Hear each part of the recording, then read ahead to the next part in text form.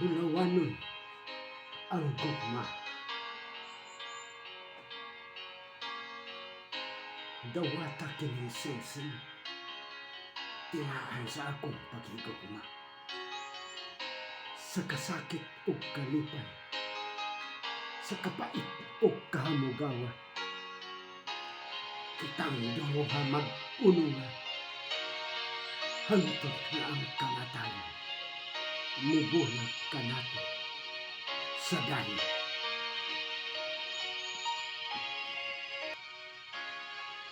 Mga tipakas sa sugilanon sa gugma, mga panumpa nga gianay uban sa mga saad.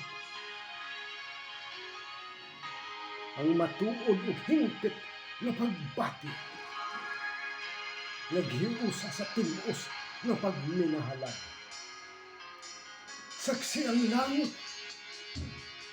ug mga linhalan sa gibugos natin balatian. Hugot ang talikala sa duruhan nato kagugma, nga matod nato sa balaanong panaghiusa.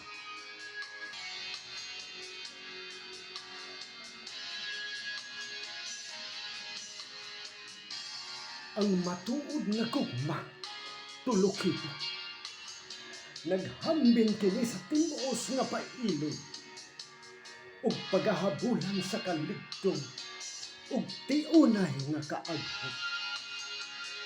Andam kanunay sa mga pag-antos, bisan pa man sa kamatayon, mudangat ug mudagit.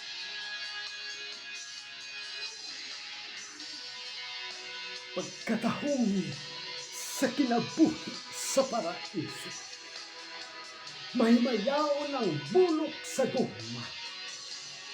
Anaa ang tamis na panagsinabtangan, na maoy lamdag o gabayan sa kalinaw.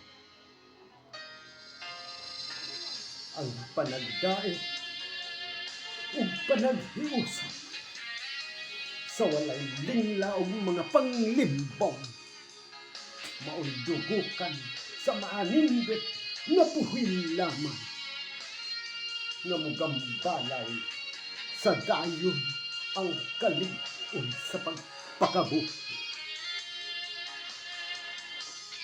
Subay ngadto sa walay utlanang himaya, usa ka mithi nga nahipat